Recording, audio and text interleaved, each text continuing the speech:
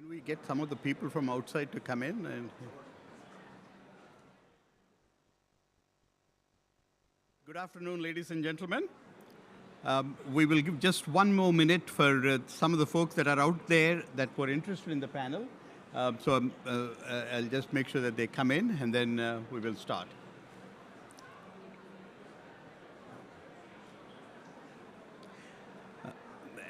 As we wait for them, let me first of all say that the session is titled Ensuring the Scientific Independence of Marine CDR Research in the Shadow of Private Investment. And the longer description, the shorter description of that title, long title, is the central focus of the panel. That is, the research should maintain its independence. And then independence is defined and will be defined by our panelists. If the findings are to be accepted by the scientific community, and importantly, the society at large. No matter how important we might think the exercise is, if we are not able to increase the comfort level of the people whose support is vitally needed, we're not going to get anywhere with it.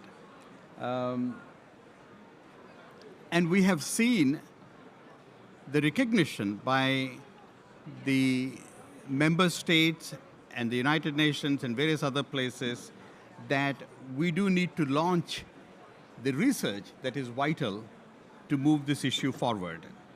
And obviously, the kind of money that we're talking about is not money that the public sector, the governments, are able to advance, though there are changes, and we will hear from Amanda in a bit. But then there are also, I want to say it right up front, there are also a number of eager beavers that think that they know the science, that they know the impact, and that this is the solution. They're already trying to market it.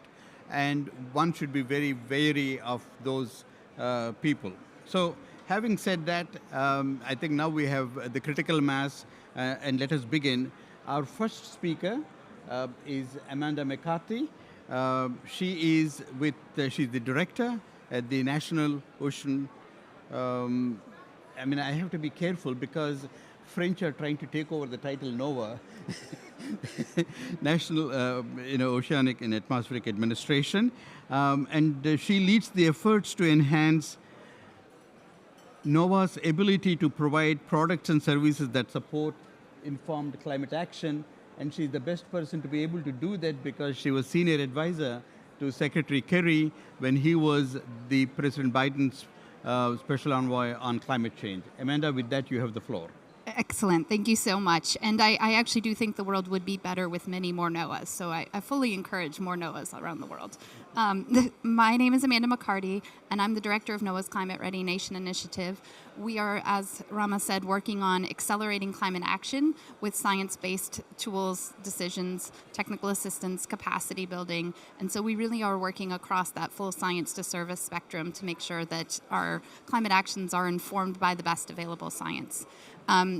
Talking about marine carbon dioxide removal, this is a really important tool that we have in our toolbox. It's clear that the impacts of climate change are here, they're worsening, and there's devastating impacts on communities and ecosystems. And as a result, we rapidly need to reduce greenhouse gas emissions, but we also need to look for methodologies that can help broaden that toolbox. And so this is a series of creative tools and techniques that we can look into using. However, it's really important that we have some additional research in this space so that we can determine how effective these different tools are, as well as any potential consequences that we would like to avoid.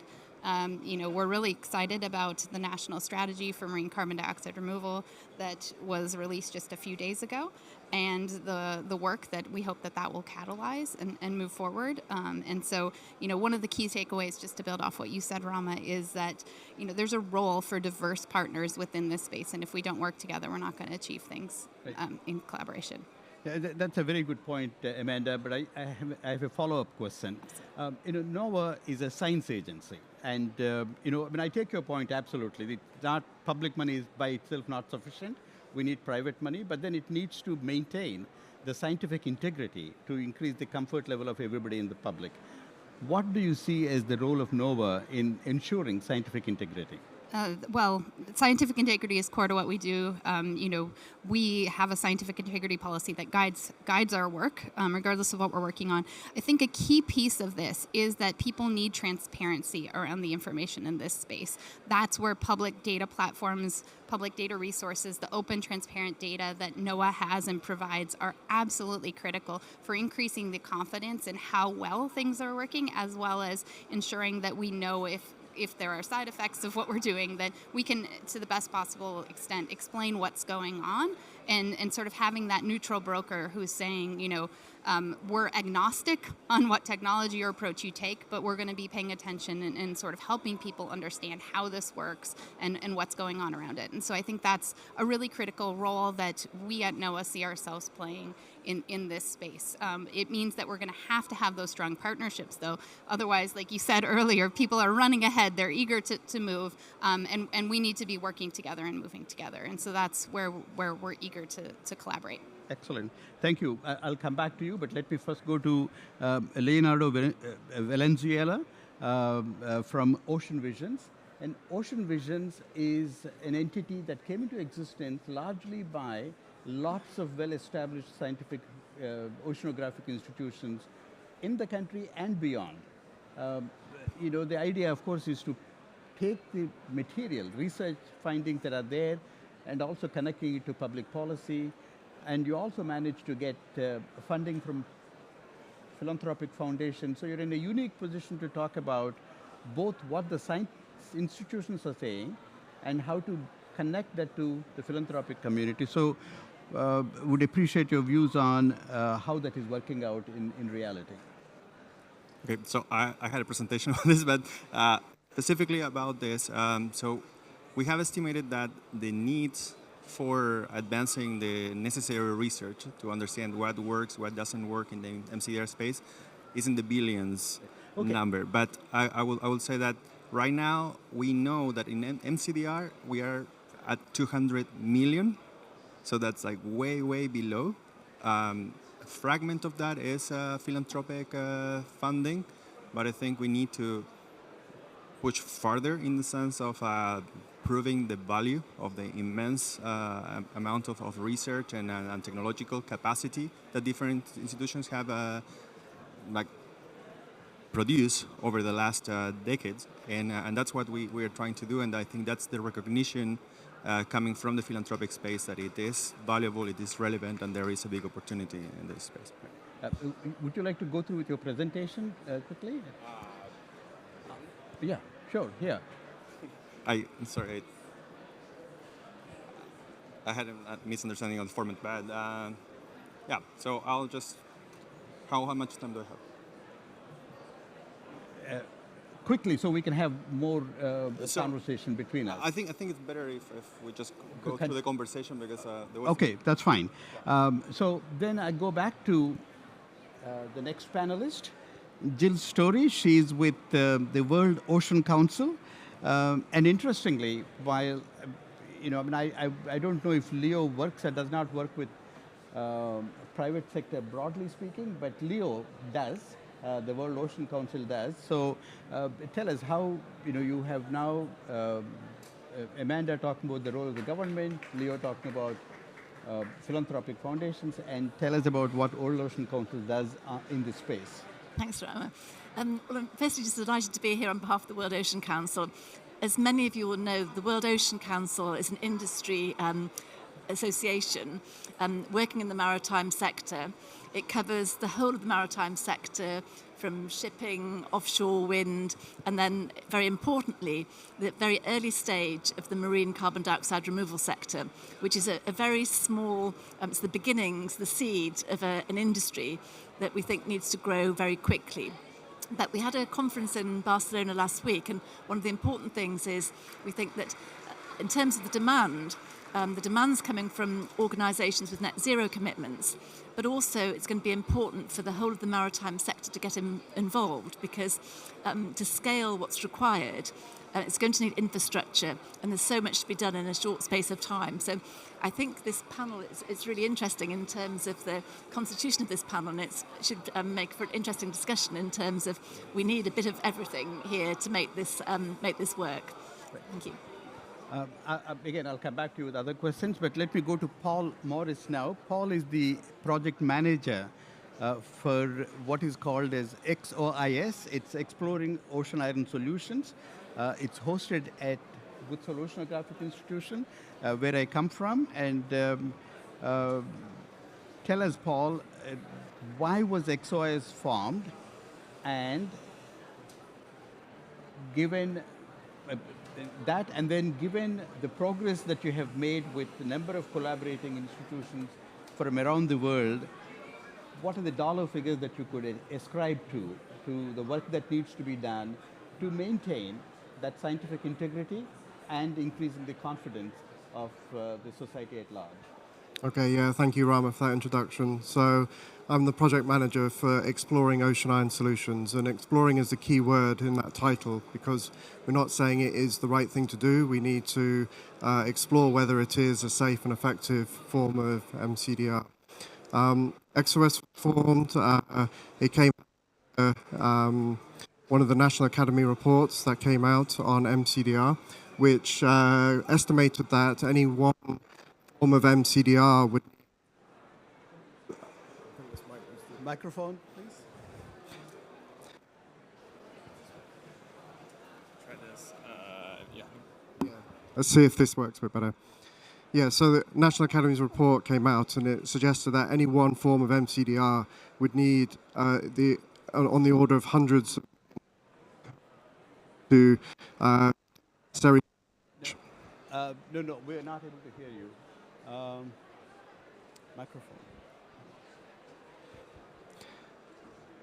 Try this way. to come here. Is that better? Yeah. Okay, good. Sorry. Okay. So, I was saying, this National Academy's report came out, and they estimated that you'd need on the order of hundreds of millions in order to research any one form of mCDR. Now, ocean iron fertilization in itself is our specific flavor of mCDR that we wish to research. And in order to do the fundamental research, in order to figure out whether the carbon is durably sequestered, we estimate that what we call the minimum viable project for that would be on the order of about $26 million to do one experiment in the Northeast Pacific region. If you were to do that a second time, it would actually become a little bit cheaper, because you've already done all the expenditure to buy sort of the equipment that you need to go out, the gliders and the floats and the like. So to do that experiment a second time would be on the order of about 17 million. So really, we've been trying to get funding from federal, philanthropic and private individuals in order to spin up that work. And we think so far we have been successful in bringing in some funds, but we really need a single sort of large slug of money to be able to charter the ships. And we think that would be on the order of about 10 million more in addition to approximately 9 million that we already have. So that would really give confidence to the community that we, have the resources and go out and actually, start chartering the ships and, making real plans to get the permits to go out and do the research. So, glad to have a number, but don't go, Paul. Glad to have the number, but the number doesn't tell the story. I think first you and then the rest of the panel could reflect on what it is that needs to be done to, how do you use that money? Why do you need that much money? The ship costs, etc. People can understand, but just quickly say a bit about that. But most importantly, what is it that you're doing to make sure that the MRV part is done the right way, so that people can look at what you're doing and how it is going to answer the questions? The same question for the rest of the panel as well.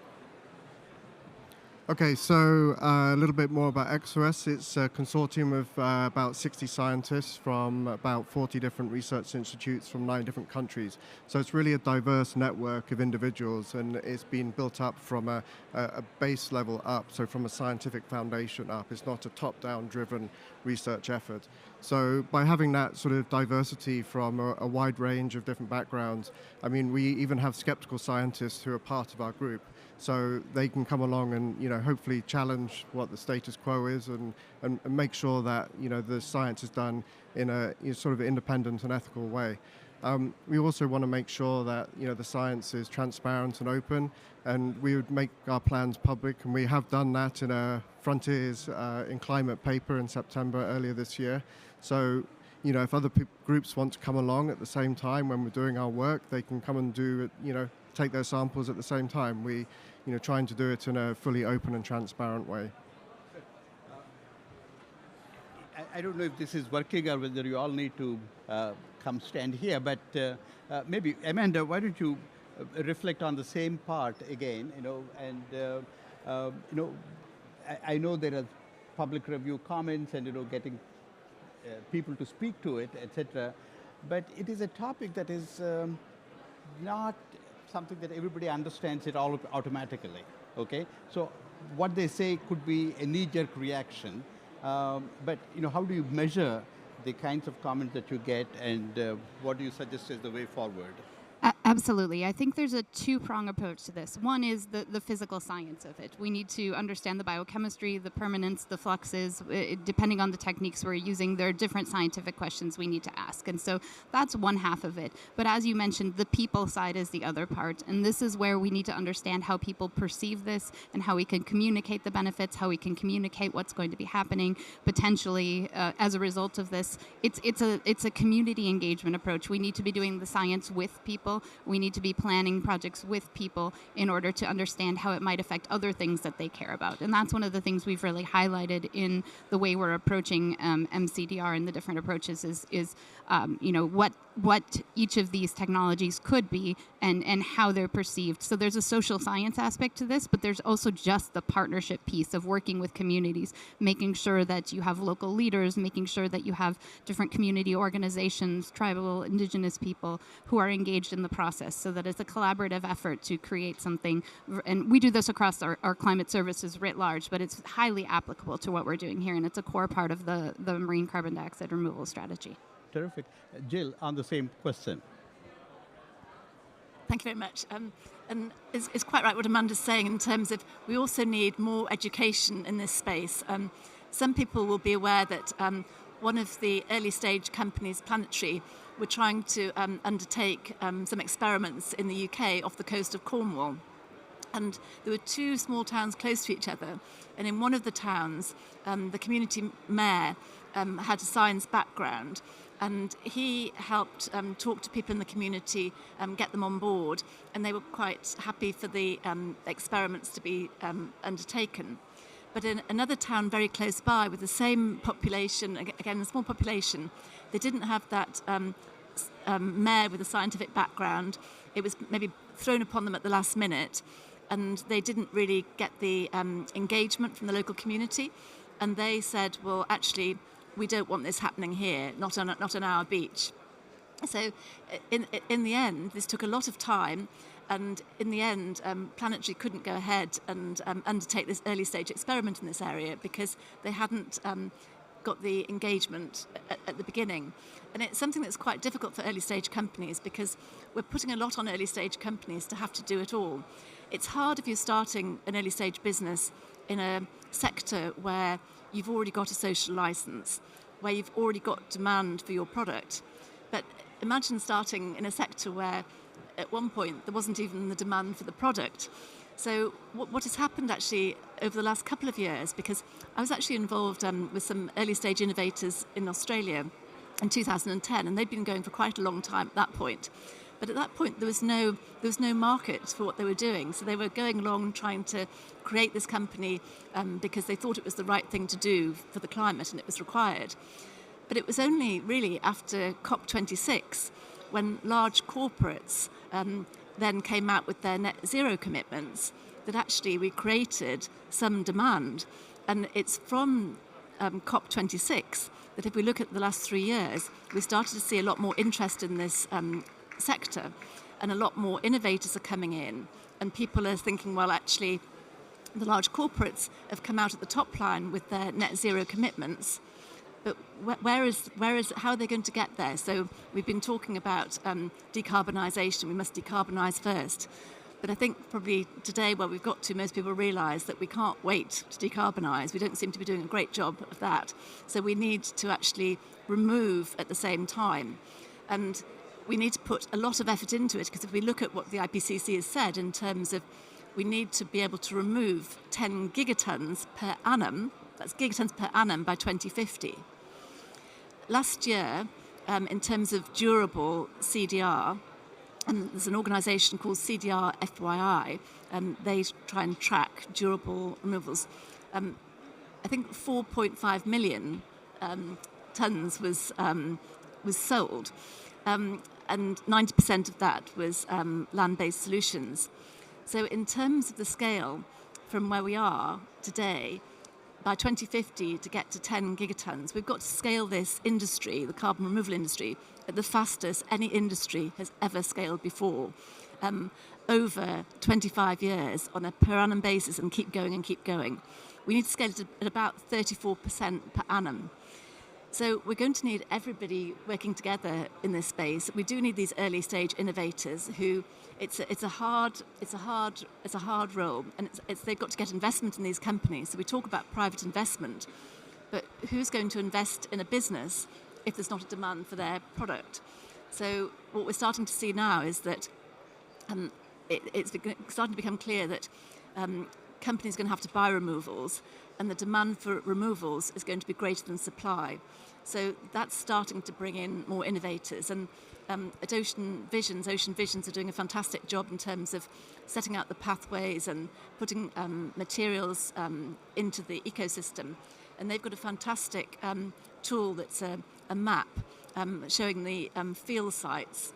And that's actually showing what's happened in the last few years, how many early stage organisations are now undertaking the research. And I remember being on a panel at COP26, and the last sentence I remember saying was that I hope that the next step is to actually get some of these innovators doing small-scale experiments in the ocean, and I know that we need to do it responsibly, and it has to be, we have to get the science right and get a lot more people engaged in reviewing what's happening at this early stage. But we need to get experiments of a larger scale over a longer period to make sure that we can actually understand what's happening. Leo, I wanted to ask the question, but then Jill already spoke considerably at considerable length about that, so I'm not going to ask that question. So let me ask you a different question. The world community was absolutely thrilled when the International Tribunal on Law of the Sea declared carbon dioxide as a marine pollutant. That's wonderful news. But what is not so well known is the same court, the tribunal, also said that anything to do with what we're talking about, marine carbon dioxide removal, or particularly ocean iron fertilization, has to be in compliance with the London Protocol, London Convention and the London Protocol. How do you see that playing out, in terms of, the London Protocol talks about scientific research as okay. Tell us more about what is okay and what is not okay, and what do you see as the way forward? Okay, yeah, just starting from that point on the Tribunal of the Law of the Sea. So their perspective, and the very brief perspective on interventions, was that you cannot turn one type of waste into another type of waste. So that was kind of the formula. Now, what comes with that is an issue of where can we go with the rules that are available, and if it's possible to have scenarios that are risk against risk. So if we're talking about like the risk of climate change against the risk of climate action in this case, and this goes back now to the issue of London Protocol and London Protocol's amendment in 2013. So one important thing to say is like London Protocol replaced London Convention, so it was much more precautionary in the sense that it was kind of a reverse list. So everything is forbidden unless it's there is a clear statement of authorization. The 2013 was really a reaction to something that was coming from private sector, which was Planctus and Ras George. So that created a big moral panic around this, and what led was to the creation of this amendment that created the Annex 4, that this is like now the rule, and what Annex 4 does is says this is it's allowed, like this is allowed only if it follows the rules of Annex 5. And in that case means the Ocean Fertilization Assessment Framework, and I know I'm going into a lot of detail here, but what that leads to is like only scientific experiments are allowed for ocean fertilization, and only if they meet the requirements on the OFAF from 2010. And one item there that very much was attuned with this reaction that happened at that body was the prohibition of any commercial interest in these experiments.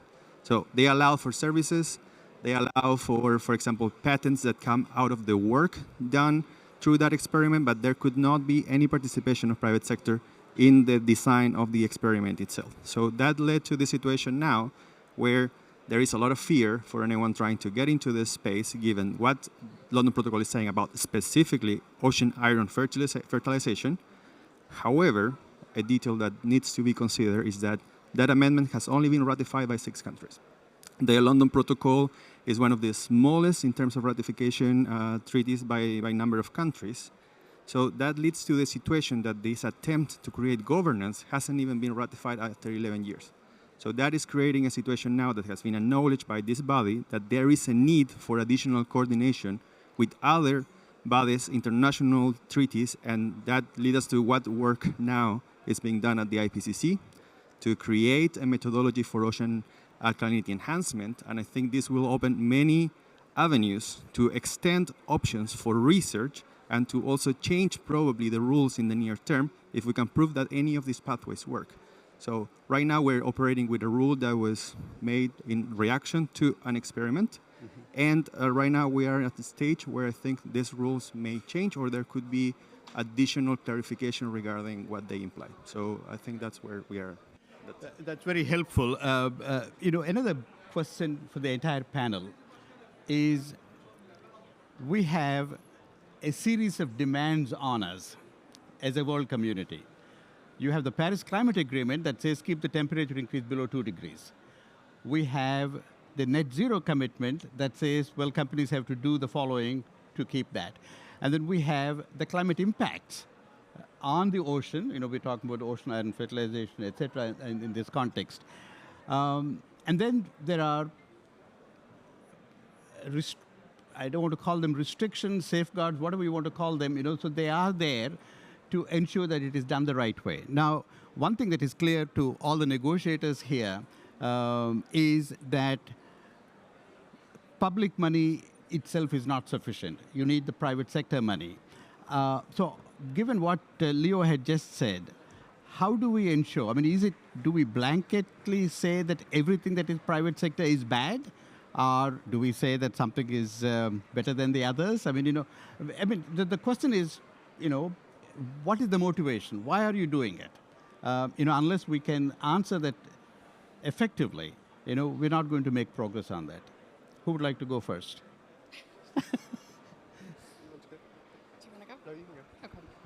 I don't think that the private sector is inherently bad by any means, and I think that public-private partnerships are absolutely critical. We find that economic stability is important for sustainability, right? And so the two are tied so closely together.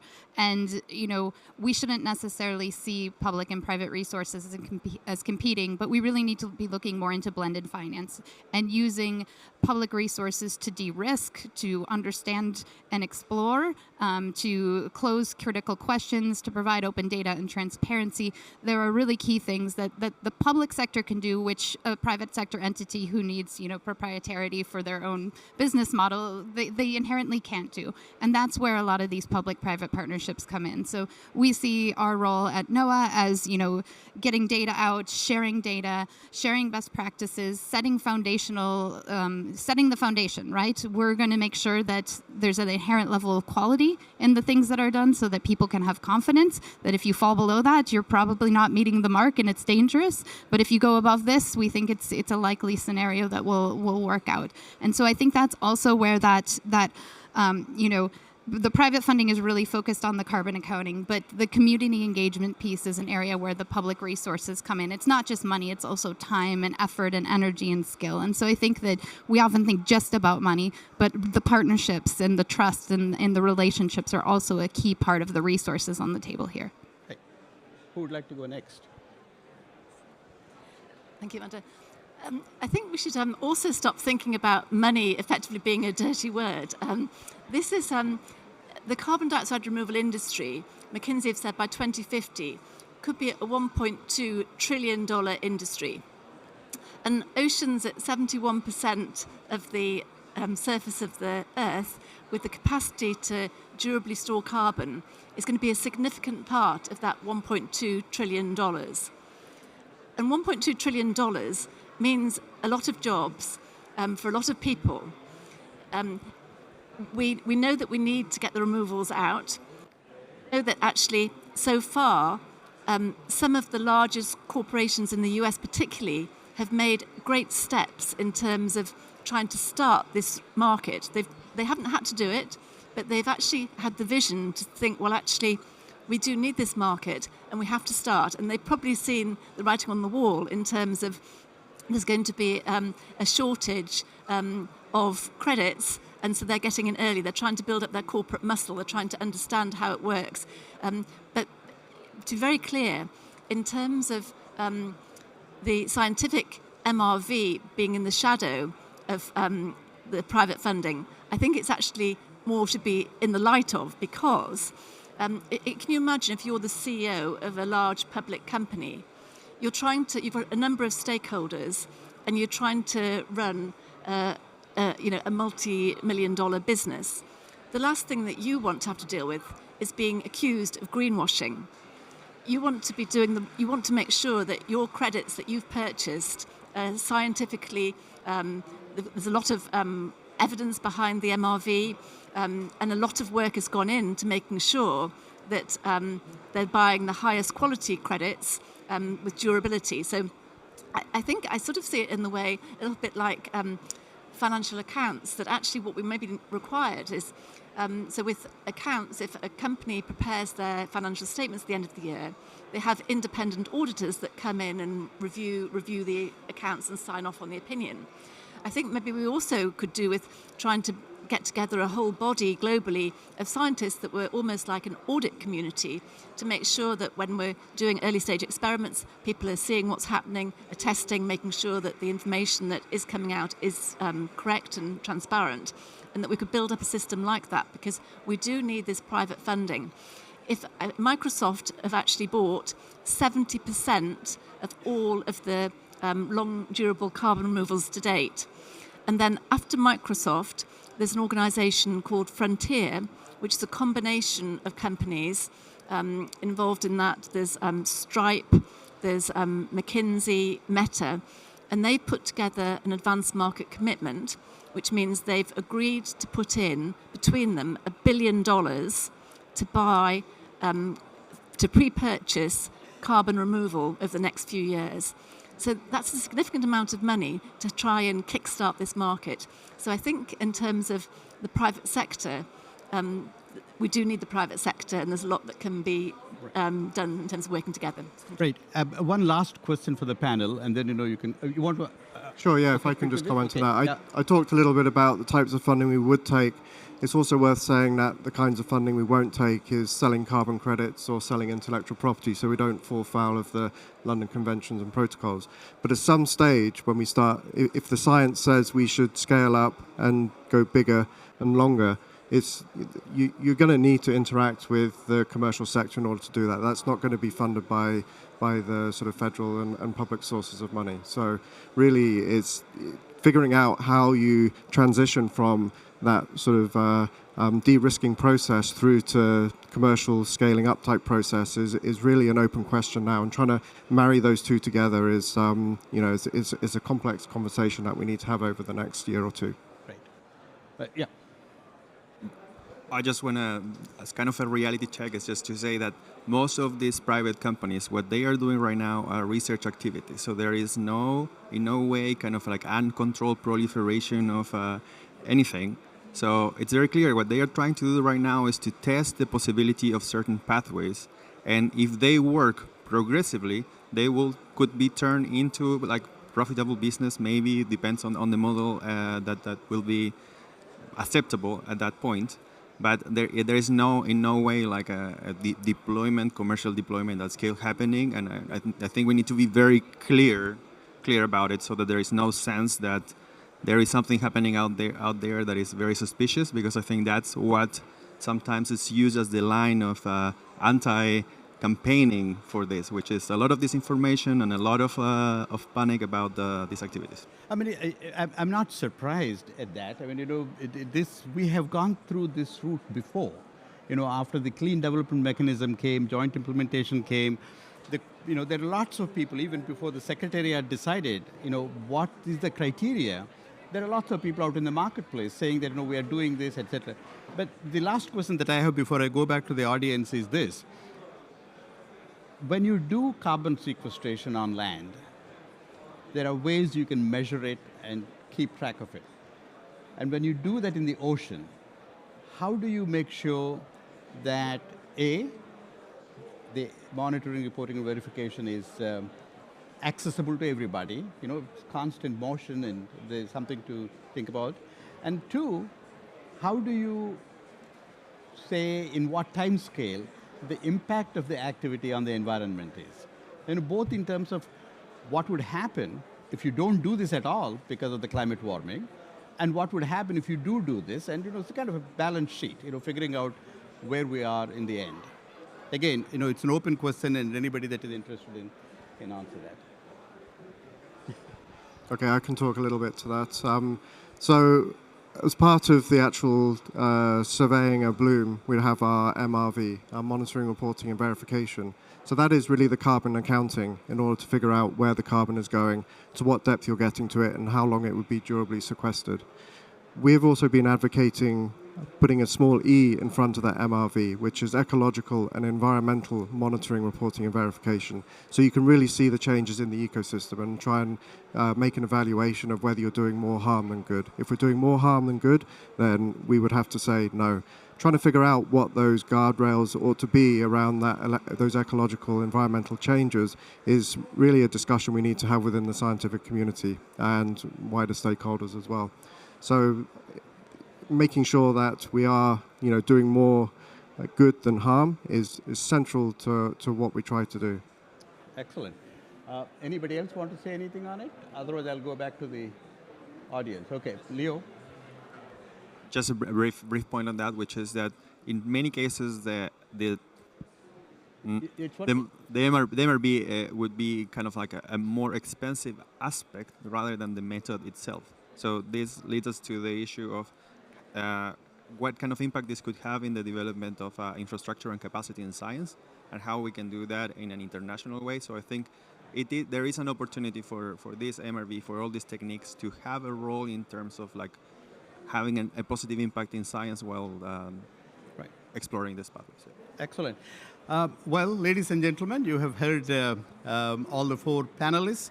We have a good 20 minutes time, but Amanda needs to leave it in about 10 minutes, 11 minutes. So please, fire away.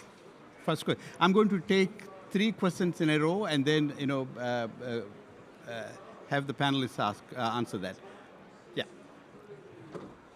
Hey, I love the discussion on planetary, engaging with communities and what a difference it made for what the mayor made for that whole community. I love the point about, these are research experiments that have the potential to scale up, but this is not what's happening right now. And I wanted to invite everybody. We're going to continue this this conversation at booth G15 at 3. We're having a panel of 4 carbon removal startup companies that are innovating on ocean-based and water-based carbon removal. And so I wanted everybody to know about that. It's at the Israeli Pavilion G15 at 3 p.m. and I'm moderating it. So it would be great to see you all there and continue this conversation. So more of a comment than a question, but really appreciate your time, and looking forward to seeing you over at 3 o'clock. Thank you for that. Lisa. Hi, thanks for all those thoughts. I'd like to focus on the independence of scientific research part and ask about the environmental studies that are required to totally understand the impacts and risk. It's very expensive and time-consuming to do the environmental baseline work and to understand natural variability so that you can really evaluate what the impact of the technology is.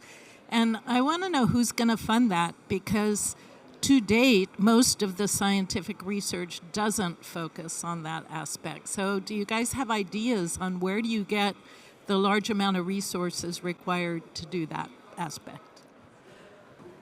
The one behind, right behind her. Yeah, I was just curious about how you think about speed while also being thoughtful, right? Because as you so pointed out, we need to be scaling this very, very quickly. And yes, we want to be doing all of the rigorous scientific baselines, but at the same time, the world doesn't have a lot of time. So how do you think about scaling while doing so thoughtfully? And the last question before I go back to the panelists is to Anna Maria. She's right behind you. Yes. Thanks. I was going to ask, I think we have to be really careful before we talk about scaling, but if it's along the same questions as Lisa, if there's a big barrier when people think about why we have to do such large experiments in the ocean to figure out if this works. If we don't have the science data, monitoring and observation systems in place now to model if they will work, why do we think we'll be able to monitor them in the water to see if they work? So what's the gap between what we can model and why you need to do in situ research for something? And I know every mCDR method is very different. So does that gap change depending on which method we're talking about? Okay, did you all hear that? There is a bit of it that didn't come, but okay. Please, can you get that microphone fixed, please, again? Yeah, please. Who would like to answer? I mean, I think Lisa's and Anne-Marie's is on the same theme. The cost, who is going to fund it, and the other question, of course, is the speed with which we need to move on it. So a couple thoughts on the funding. I think one of the things we're quickly realizing is that we're putting a lot of money into research, modeling, monitoring. It's not at the scale needed for a lot of different purposes. And so integrating our science and figuring out how we can use platforms and for multiple purposes, how we can bolster our modeling capability, our monitoring capability, serves multiple purposes. So if we look at this as just for this purpose, it becomes really challenging. But if we look at sort of the broader use of platforms, the broader use of models, and start connecting things better, that's important. That's one of the things we're trying to do in NOAA with our Climate Ready Nation initiative, is look at all the amazing things we're doing on climate and realizing that the stovepipes that we've set up of individual projects and programs trying to do it is making it hard to scale. And so some of this is about more collaborative, more integrated, more interdisciplinary, more public-private partnerships, and allowing us to make data more freely accessible. And that then builds things up. In terms of the actual environmental impacts and why it matters, I think, we move at the speed of trust. And so if you don't share with people where things are at, and if you don't build that community engagement, you don't go anywhere, ultimately. It's like putting my kids' shoes on. The more I yell at them to hurry up, the longer it takes to get their shoes on. If I can just slow down and be a little patient at times, I actually move faster, even though it feels like I'm not moving as fast. And I think of that a lot, of like, if we don't do things right, we actually stop or we slow down in the long run. And so I think it's really important that we work on doing things at the speed of trust. Excellent. Yeah. Yeah, just a small comment on the cost. There was about 13 OIF, ocean ion fertilization experiments that have happened in the past, in the late 90s and early 2000s. And these were all pretty much just people on ships. Nowadays, we have more autonomous platforms. So that really does help to bring the cost down. And the numbers I quoted earlier, we say 26 million to do to do our minimum viable project. We think that's within reach once hopefully money starts funding in from federal and philanthropic sources. And it's almost if people see money starting to come into the space to do the research, that builds trust, confidence in that process, and so you can then build up momentum in that funding pipeline. A little comment on the time take. When you get a permit, the US at least, it's with the EPA, those permits last for 18 months. So we could viably see doing 2 studies in basically 2 seasons from one year to the next. So we would try and get those experiments done in quick succession. Right. But to go back to Lisa's point about funding environmental or ecological MRV, so the 26 million that you're talking about will cover that as well. That's right, yeah. Okay. I think the National Academy of Sciences, Engineering and Medicine in the US, they said that $2 billion was required over 10 years to make sure that all of the research, including the environmental research, was undertaken so that these technologies can be moved forward, or not, as the case may be, in a safe manner. The US have really taken a step in terms of the lead in this space. But what I'm hoping to see soon is that other countries will actually, where they've got a large exclusive economic zone, they will also see the potential for their own interests, because that's often what's required to make something happen. But then they will also start to participate further in the research and putting out grants, so that the joint efforts will actually speed things up and move things forward quicker. Just a brief comment about how what we are facing right now is basically the move from one way of understanding the world to another one. This is like the impact of a large socio-ecological object, which in this case are the technologies that are being under consideration. So if they start working in some ways, they are proven pathways, they will change the way we are thinking about some of these issues, including climate change. So right now, we're facing incredibly high climate losses. At the moment, in the future, they are only going to increase. This is going to put a lot of pressure on the entire world, and this is financial losses translate into humanitarian crisis. So this is why resources probably will have to be allocated to this type of research and this type of explorations, and beyond just the research stage into like these additional monitoring layers. So what we need to understand is that some people like to stay in the moment of saying like we are holding to what we know in the old world, but we are unfortunately going through a crisis and a transition that will move us to think about many of these subjects in the world in a different way. So I think that is an important part. And now in terms of how are we going to move there, I think there are lots of safeguards that are very relevant. I will only highlight one element, which is the ethical framework developed by the American Geophysical Union as a very good tool to understand how we can think about these problems, how we can think about the ethical issues that they pose, and how we can use it to conduce research and to also add to the conversation about these issues. I'm glad you brought it up, because that's exactly the point I was going to mention. Please do take a look at it, and Margaret Leinen, who is here, is a member of that particular framework in developing it. So next round of questions. Peter Hill.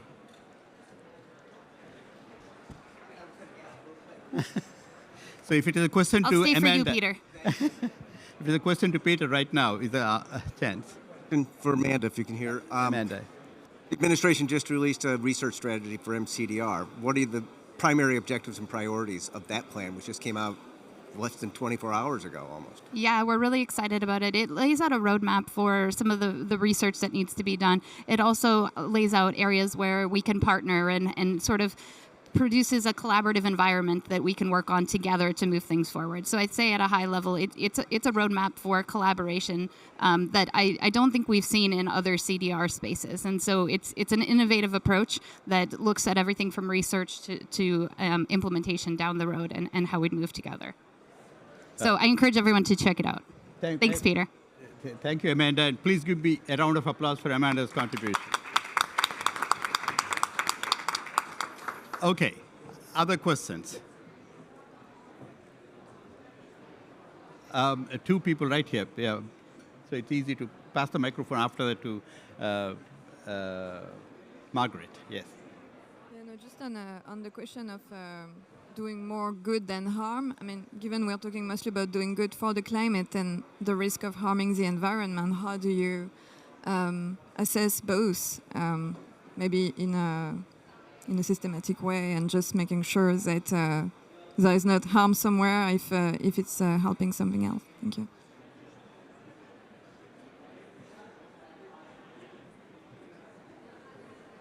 Hi. We can hear you. Follow up on that question as well. With the advancement of technology, as you scale up, you might find that some mitigation and removal will also lead to environmental impacts, right? So do you invest in other technologies that are having as a lower scale potential, or do you invest more in mitigation strategies to make it more environmentally friendly? Okay, Margaret, did you raise your hand? No, no. Okay. One more question. That's the last question. Okay. Hi there. Kilaparty, I think, said that there's a question of the time of the impacts, how long some of these impacts could unfold over many, many years. Do you think there's a possibility that MRV will just not be possible for some mCDR techniques because it'll just be too costly or just not even possible to measure over space or time all the potential impacts of that technique? All right, back to the panel. All three questions. In any order that you'd like to take it. Yes. I think with these early pilot studies, we want to measure everything that we think we need to measure in order to close the budget and close the systems. As we start to understand the systems better by doing repeated experiments, then we might be able to say, well, we don't need to do that quite so much, so we can scale back on costs for that. So really, it's a case of trying to figure out how the systems are functioning, and making sure that we know which of the parameters we need to pay most close attention to. And obviously modeling will have a big role to play in this. And so essentially, the better the data you have, the better you can feed that data into the models to run them further into the future. And also technology part, if you can answer that, yeah. Yeah, I'd just like to say as well that I think we often come from the perception that all of these techniques are going to have negative consequences. And sometimes we fail to think about the positive consequences. So some of these solutions actually also, as well as removing carbon, reduce the acidity in the ocean. Some of them increase biodiversity as well. And also, I think we need to put it into the context of every day we're not doing something, the temperature of the ocean is getting warmer and we're causing more damage to the current system. So I think it's very complex, but the risk of doing nothing is obviously not zero. So we need to be very careful that we don't make the assumption that everything we do is going to have a negative consequence.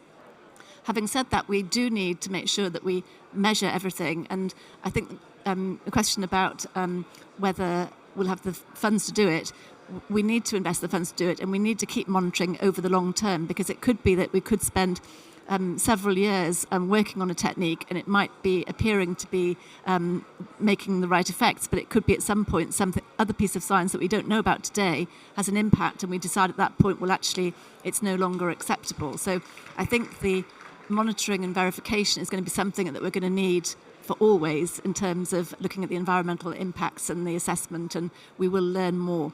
And I think it's important that we just need to start to be able to with the methodologies, and there's good examples of companies starting. It's very base in terms of the research, but then they get funding to do a slightly bigger experiment. Then they can then afford to get people in to look at the life cycle analysis, to look at the ecological assessments, to make sure that we build up and get more people involved in monitoring. And I think Paul made a good point in terms of the experiments that he was talking about, in terms of inviting people along to actually see what's been happening and invite people to be able to actually be part of that process.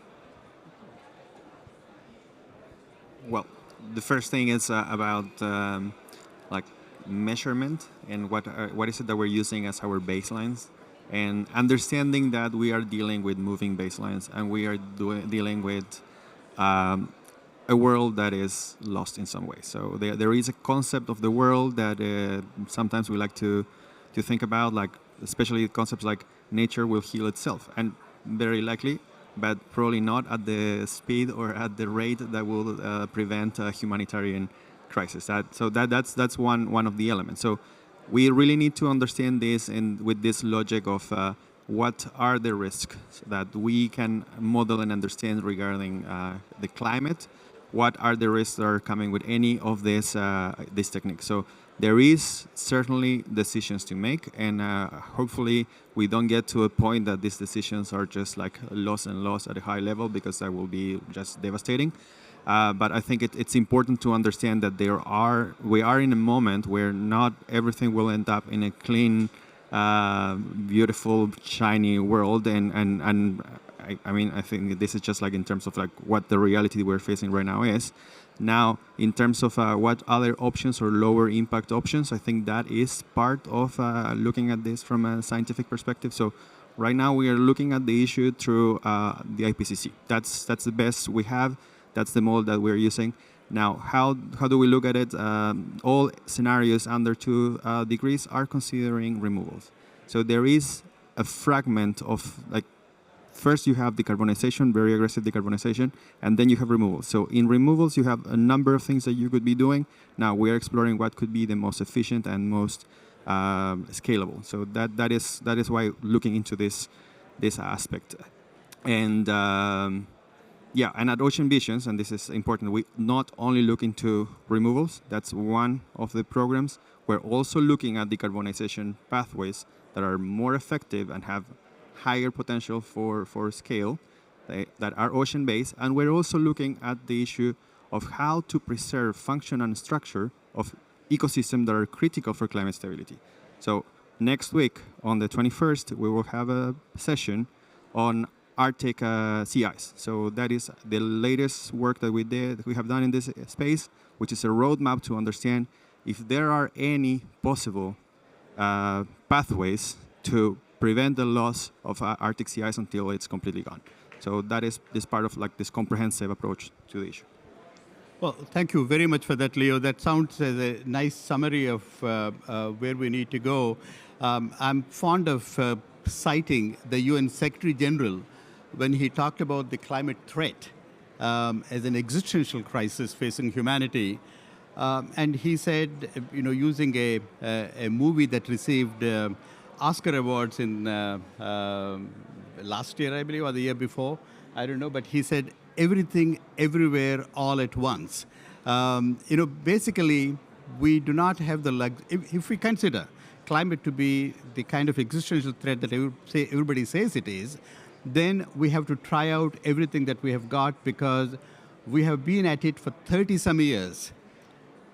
COP after COP, look at all the crowds that you have, but every year we have been increasing our emissions to the global atmosphere. So this is not, if you think something needs to be done, we have to try out every solution that we have at our disposal. But at the same time, do no harm is the principle that we have to follow.